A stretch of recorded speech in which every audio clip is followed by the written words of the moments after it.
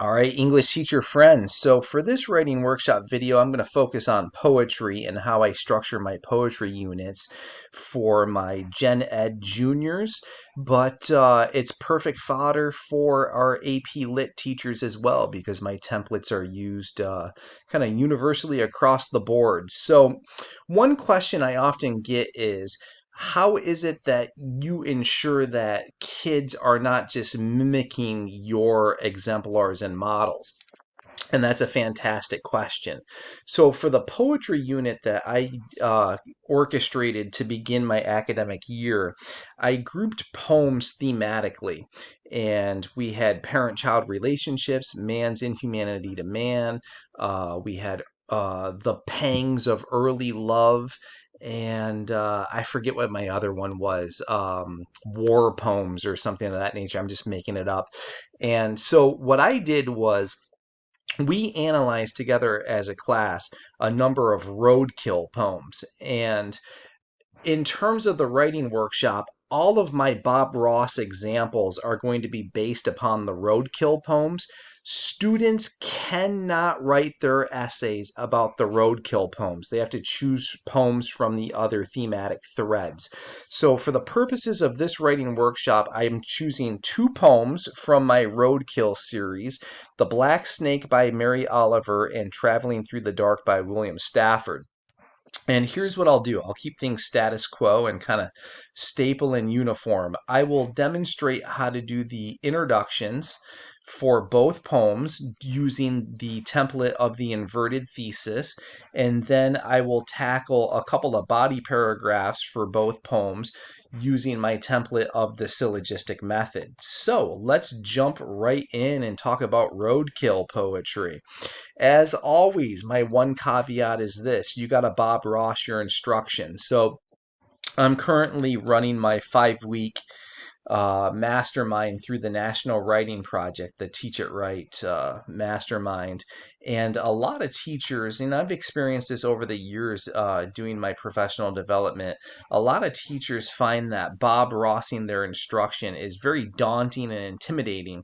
The prospect of writing exemplars and models that, the teacher positions himself or herself as the expert writer in the classroom and then displays that work to students can be very harrowing in many regards, but you got to remember you're the one with the education. They're juniors and seniors, sophomores in high school. There's nothing to be scared of. So just show your best work and be vulnerable if you have to. That works well too. So sometimes I don't have the thunder, I don't have the magic, and my writing is subpar on certain days, and that's fine for kids to see my humanity. So I typically, though, write all of my exemplars and models prior to the writing workshop. I don't do it Johnny on the spot live in front of them. I do it on my own when I have a quiet space and time to think, and just write like 3 or 4 intros, a couple of body paragraphs, and that tends to demystify the process for them. So the question is this: how do I write the introductory paragraph? As always, there's two options: declare or invert.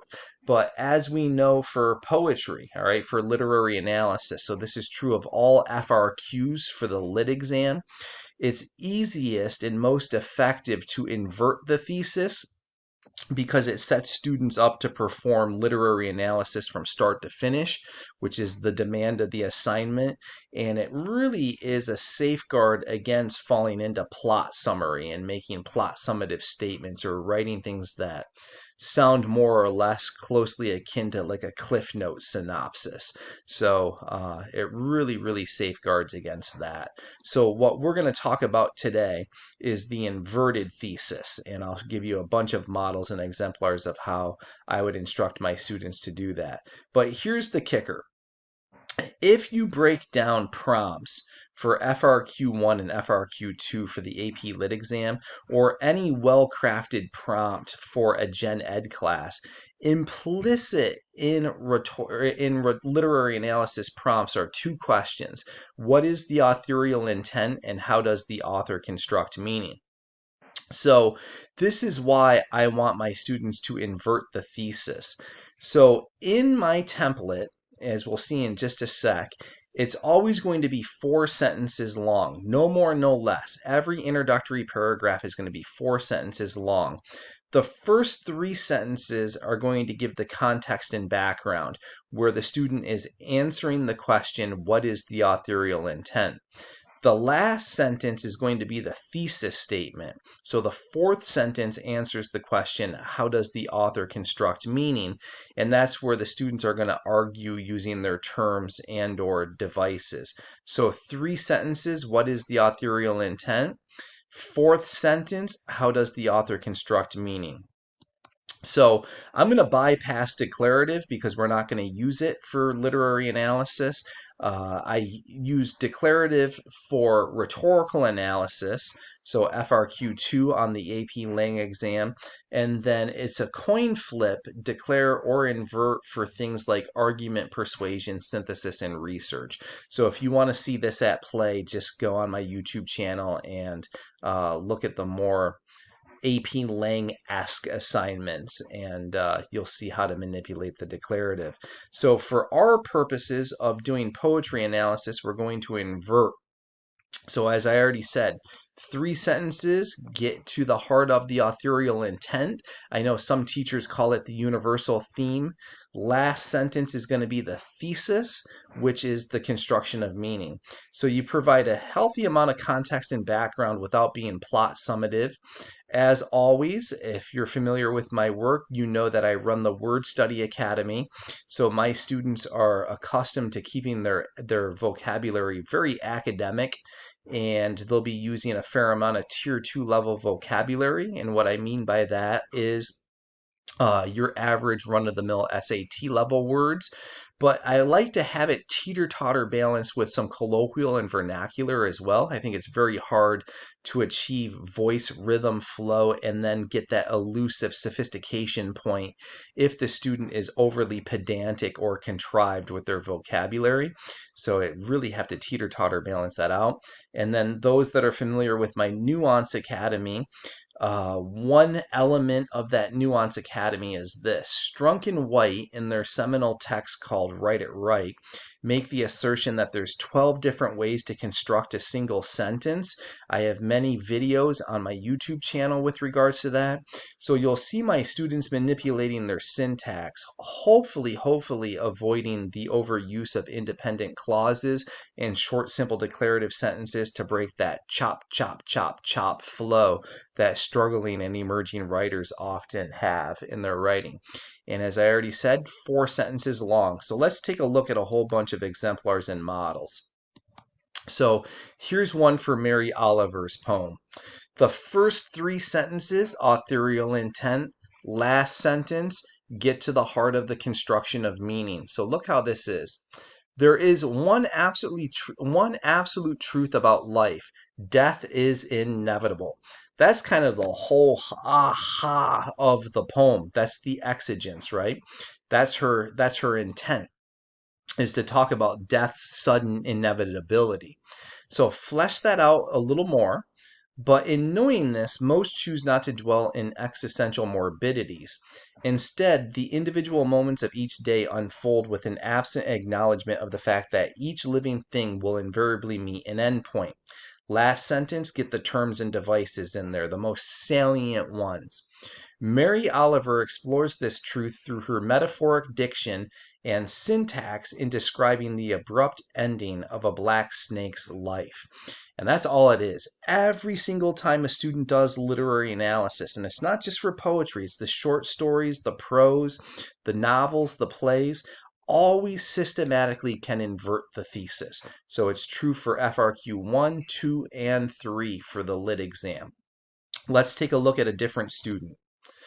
Death is inextricably linked to life, but most people choose not to dwell on the fact every given second. Even though all life has a lease and that nobody knows the exact time or moment of expiration. One just goes about their daily business as if death is nowhere in the picture. But the fact of the matter is this: death always looms near and can strike at any moment. So we're 3 sentences in, plenty of context and background. Note the student is not paraphrasing the poem, they're not quoting from the poem, they're not summarizing the poem, just the universal theme, the authorial intent. Last sentence, construction of meaning. Mary Oliver investigates this phenomena through her syntactical manipulation and light-dark imagery in describing the sudden death of a black snake. So let's look at the 2. We talked about tier 2 level vocabulary. This one's pretty nice. Just simple words like inevitable, existential, dwell, morbidity, invariably. So really good diction, but it's not over the top. It's in the student's wheelhouse. The sentence constructs are also very nice. It's not often that you see students doing this in their writing. I talk to AP readers a lot, and I ask, like, how often do you see semicolons and hyphens, dashes? And they're like, not often. So my students are pretty good at doing that sort of thing. In the second exemplar, again, good verbiage, inextricably, expiration, phenomena, investigates, syntactical manipulation. Don't overdo it, stay in the wheelhouse, and then manipulate that syntax for voice, rhythm, and flow. So I think out of the gate, sample 1 and sample 2, the AP reader's like, I think I'm going to give this kid the sophistication point if they can wield this the rest of the essay. And usually if you can come out of the gates blazing, it's, you can self-destruct, but it's pretty hard to. The wheels really need to come off. So here's sample 3, done the exact same way. The grim truth about life is that it will inevitably end, right? So start with the universal theme every single time, the authorial intent. And an even starker truth is that one can do nothing to thwart fate's master plan. But in spite of this, most of us choose to live our days as if this isn't the case. Mary Oliver, through her depiction of a black snake's demise, arrives at this truth. So one of the things that I tell my students is this: you can have the terms in here, or you don't need the terms in it. It doesn't matter. So by having the focus on the main principal theme of the piece, the lit terms can come in the first premise of the syllogistic body paragraph. So that's the ultimate question, really, that teachers need to decide, to have the terms or not to have the terms. It really doesn't matter. So this is still the articulation of the thesis statement, which comes last, so it's inverted. So, all right, let's take a look at the other poem, the William Stafford poem. New poem, same template, invert the thesis. So these students are going to do it the exact same way. Historically, mankind has not fared well when he has attempted to usurp God's reign. But sometimes in life, one is tasked with making the difficult decision of choosing between life and death. Such occurrences quite clearly bear a lot of weight on the conscience. So we're at the 4th sentence, get at the terms and devices. Stafford illustrates this through his binary play of light and dark imagery, as well as his syntactical maneuvers. So let's talk about all 4 that we've seen so far. The 3 that have used the lit terms in the culminating sentence really do a nice job of avoiding what I call the literary terms dumping ground. So I tell my students, focus on the 2 most salient, at most 3 terms devices. Don't just come with the dump truck and dump a bunch of terms in there. So the 2 or 3 that really construct the overall meaning of the piece. So 3 sentences, authorial intent, 1 sentence, construction of meaning, vocab up without sounding like a goon, and then focus on those sentence constructs for voice, rhythm, and flow. Number 5, going to be done the exact same way. Culturally speaking, aspects of lightness are typically ascribed to life, while darkness is attributed to death. Even in nature, this tends to be the case. Processes like birth and the expression of one's life force are captured by light imagery. Conversely, decay and decline are portrayed by much darker imagery. Stafford, holding true to form, details his narrative in a similar binary play. So the student's really going to focus on the binaries in this, and could be a very rich read because that's one of the main features of this poem. So again, 5 out of 5. No plot summary, no plot summation, no quotes, just a nuts and bolts thesis of answering the question, what is the authorial intent? How does the author construct meaning? When one's ego takes on the grandiosity of assuming a God complex, things typically do not go well. So again, teachers call that, I've heard this called universal truth, the theme, the exigence, the authorial intent. But in some instances, one is asked to play God in order to effect positive change. Decisions like whether or not life should be saved or taken are best not left to mankind, but as Stafford suggests, sometimes life presents a person with a set of cards where such decisions must be imminently made. Now look at the last sentence again. Same template. Traveling through the dark explores this tug and pull through the binary play of light and dark imagery, as well as through a variety of syntactical maneuvers. So two terms devices, right? Don't overload it with a bunch of terms and devices. So I think 6 out of 6 all done the exact same way.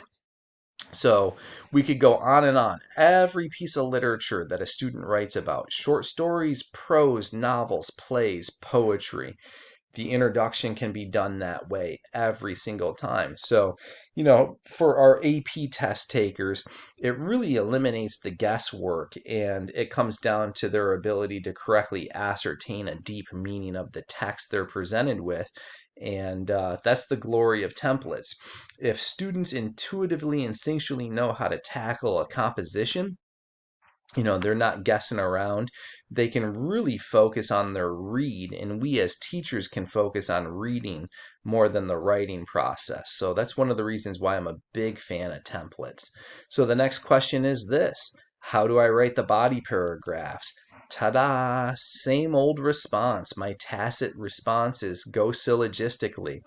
And for those that want a deeper dive into this, if you're new to my work, just head to my YouTube channel. I get into inductive, deductive reasoning and the history of the syllogistic method in several of those videos. So in this video, I'm just going to give a perfunctory, cursory glance over it so that you have a working understanding. But if something eludes you, just go into the YouTube channel and take a browse. So the syllogistic method is rooted in the Aristotelian tradition, comes from Aristotle. He ran a school called the Lyceum, and the rich aristocratic boys would go there to learn about polemics, debate, oration, word wrangling, wordsmithing. And they would throw out these big, juicy philosophical questions like you see in the seminal texts like Plato's Republic, where they ask the question, what is justice? And the great philosophical think tankers would step to the mic, they'd drop their definition, thinking they had conquered the world, and the other philosophers and students would gather around and find all the holes in the logic. But here's the thing. Aristotle said that great thinkers think syllogistically, and I think great writers think syllogistically. So we're looking ultimately for a term called cogency. We in composition have come to call it line of reasoning. So when students argue premise, conclusion, they're ensuring that they should have a pretty bulletproof mathematical computative line of reasoning. So if I were to say in premise 1, arsenic is deadly, followed up by premise 2, my dog ate arsenic, followed up with the conclusion, my dog is going to die, we would all say, Christian, that makes perfect sense. Sorry for your dog, but that makes perfect sense, right? So oftentimes when students write, we scratch our heads and say, what the heck is going on here? This is all over the place. And I'll do some follow-up videos, especially for my AP Lit friends, to demonstrate that all too often the bulk of the College Board samples that we have exposure to, most of the students are only presenting a second premise. That's why they sound so plot heavy. So we have to remember that literary analysis is an expository mode, and all expository writing is an act of arguing. So it takes me to this. The template for literary analysis states that the first premise is going to be an argument containing terms and devices. So you have to argue. All literary analysis is an act of arguing. The second premise is going to be textual support. We want to see that teeter-totter balance of quoting and paraphrasing. And the conclusion of the body paragraph, so not the conclusion of the essay, the conclusion of the body paragraph is the textual analysis. And that's where we want to see the links to the prompt, the thesis, echo that first premise. So everything comes full circle on itself. So let's do a deep dive here. So the first three sentences of a syllogistic body paragraph are always going to house the first premise. And that's true for synthesis, rhetorical analysis, argument, persuasion, research. Take three sentences to make your argument central. And students often ask, where do I begin? And I say, begin where the author begins. So you'll see my students transition with phrases like this right from the onset. So let the reader know that you're organized, that you have a chronology, that you have a sequence, and that you're just going to methodically, kind of mathematically go through the piece, cross-weave the analysis when necessary. So let's see how the first premise is articulated here. An argument containing the terms and devices. Right from the onset, Oliver creates a contrast between light and dark imagery. Further, her syntactical maneuvers accentuate the theme of the piece, death and its inevitable nature. But the recurrence of circular imagery highlights an important fact. Death is not an end, but a return. So if we state this first premise as a promise, there are certain things that we have promised, we've guaranteed our reader to anticipate. And then you just go in order. Since you talked about contrast first here between light and dark imagery, it should come first in the second premise. There's conversation about theme and circular imagery. That should come second and third. So it's just line of reasoning. Plug away. Keep it intact. So let's see if this student kept it tight. Symbolically, it is significant that the snake is black, a color often associated with death, and that it flashed onto the morning road. So in the fourth sentence, you begin your textual support, quote, and paraphrase. So do you see how this is? We're talking about dark and light imagery up here. So beginning with the second premise, we got to quote and paraphrase dark and light imagery. We quote, we analyze. This is interesting because flashes are typically portrayed by colors associated with light, while morning brings a return to the light. In this case, the light imagery connotes life itself and the willful oblivion of living creatures to not dwell on its terrible weight, its certain coming. I don't know why that broke. Sorry, I should have corrected that. This should be one line. So, quote, paraphrase, analyze. To depict this theme and capture just how sudden death can cast its shadow on the light of life, Oliver manipulates her syntax. Do you see how this needs to follow? Because it's mentioned here. So it's a pecking order. You just go right in order. Given that the truck could not swerve, the fate of the black snake is sealed. The word death is sandwiched by a double hyphen and a comma to indicate this. The fact that its days are numbered and there is nothing to be done. Oliver states it rather matter-of-factly. This is how it happens. One never knows when they will leave this earth, but the imagery solidifies the idea that it is not all doom and gloom. Death is not an end, but a new beginning, which is depicted in the idea that now he lies looped and useless as an old bicycle tire, and cool and gleaming as a braided whip. All right, so students often ask me this question: how long should a body paragraph be? And I tell them, shoot for 10 to 12 sentences. Always, always, always, no matter the expository mode. 10 to 12 sentences. Those little itty bitty 4 or 5 sentence baggers that they write just don't have enough support or analysis to fully flesh out an argument. So we're at the conclusion of the body paragraph. Let's wrap it all back. Loop it, loop it, loop it. Echo. The tire is circular, as is life, and all life is interconnected, entwined by a shared fate, like the braids of a whip. Even though all living things will one day expire, it's okay. There's a return.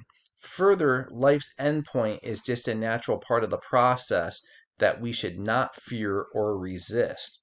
So do you see at the end of the first premise, we're talking about that circular imagery? So like I said, it's a pecking order. We started with the contrast of light and dark imagery, because that's what we mentioned first. So that comes here, if you follow my arrow. Theme comes down in here.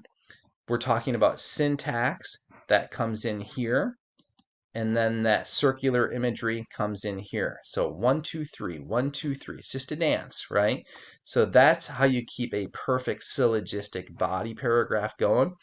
It's how you sustain the line of reason and keep things cogent. So let's do the same with the staff. Oh, and here's the thing. Students ask, what do I do next? So there's still the whole rest of the poem to analyze, right? There's a whole bunch of terms, whole bunch of devices left to do. So what you do is start off just like you did the first one, right? 3 sentences first premise, 4th sentence begins the second premise. Keep the line of reasoning, link, echo, promise at the end. So let's do the same thing with the Stafford poem just to really solidify this. So again, we're going to start it the exact same way. Indicate to your reader that you have a chronology and a sequence. Right from the onset, Stafford creates the juxtaposition between light and dark imagery to establish the central conflict of the poem. Beginning almost anecdotally, his syntactical moves provide the thrust for the moral dilemma at hand. On one hand, the light symbolizes life and its continuation, while the dark imagery speaks of the sudden inevitability of death. So let's just follow the same course that we did before for consistency's sake. If we put this in the language of a promise, first things first comes juxtaposition, then conflict, then syntax, and then the symbolism of the light imagery. So let's do it. Second premise, quote, paraphrase. Immediately, Stafford informs us that traveling through the dark, he found a deer dead on the edge of the Wilson River Road. The contrast between the light and dark imagery is almost paradoxical in that the natural world is cast in darkness, as in this case, the nighttime is ostensibly the cause of death, while things like the car itself purr and emit warm exhaust that is vibrantly red and alive. Ironically, it is a car that brought death to the deer, but this doe is almost cold and its fawn is still, never to be born. So no, you just sprinkle in the quotes. Use the text to support the argument. And note that my students aren't using big gargantuan quotes, embedded quotes, small quotes, 5-word rule. So if a student uses a minimum of 5 words in front of the quote should sound conversational. The use of the plural pronoun us is interesting in that it somewhat appoints the narrator with the tall task of playing God. He has a hard decision to make, to leave the doe there where it lies, or to push both mother and child over the canyon's edge.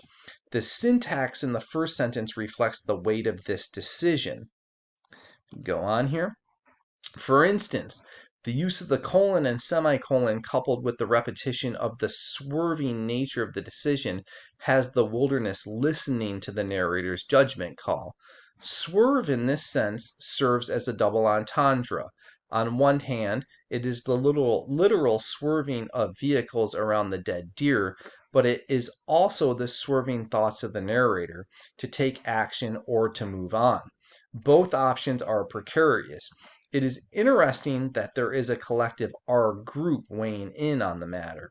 The moment is calling upon the narrator to, in a sense, play God because his swerving might make more dead. All right, let's see this here. All the quoting and paraphrasing, is it germane to what we promised? Are we talking about light and dark imagery? Are we talking about syntax? Are we talking about the symbolism of life and death and its continuance? Yes, we are. And then in the thesis, we were talking about that God, that ability to play God. So it's all tied. It's all line of reasoning. It's all cogent. So here we are at the conclusion of the body paragraph.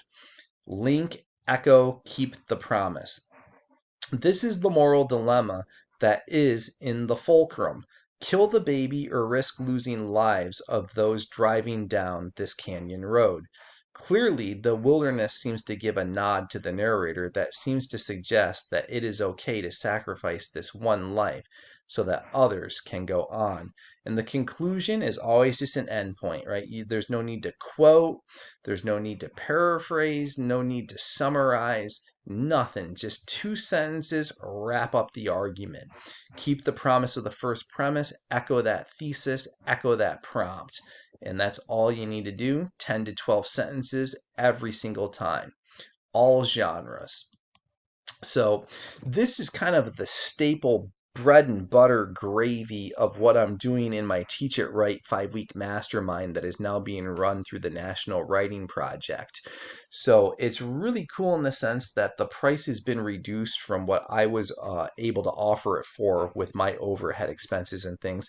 So the National Writing Project is charging $350 for it. And the kicker, the big cool thing is that you get 10 PD hours. You get a badge of 10 hours of completion for a 5-week course. What we've been doing is meeting Sunday nights, 7 to 8 p.m. Eastern Standard Time for 1 hour, followed by Q&A. And then there's just a little bit of outside work that takes 20-30 minutes during the course of the week to complete. So that's really cool, and folks are very pleased with it, and it's getting good reviews, and we go deep dive into all of this stuff and also explore my alternative grading methods and my Plato's Plato discussion modality. Also note that as the 22-23 academic year commences, I'll be doing webinars with Perfection Learning on a monthly basis, and that this fall, this November, I will be a lead presenter with NCTE, and my friends Tim Freitas and Brandon Abden will be out in Anaheim, California, presenting together. So if you want these slides or any information on the irons I have in the fire, feel free to email me at teachingwritingcoach@gmail.com. There's information on my webpage, which is www.teachinghowtowrite.com. That is under some hard construction at the moment, so the best place to do if you want information on the Teach It Right 5-week mastermind, www.nwp.org. So all of their course availabilities are listed there. So www.nwp.org. So hopefully you found this to be useful and can use it with your poetry units to demystify how to write about poetry. And be well, happy teaching, happy writing.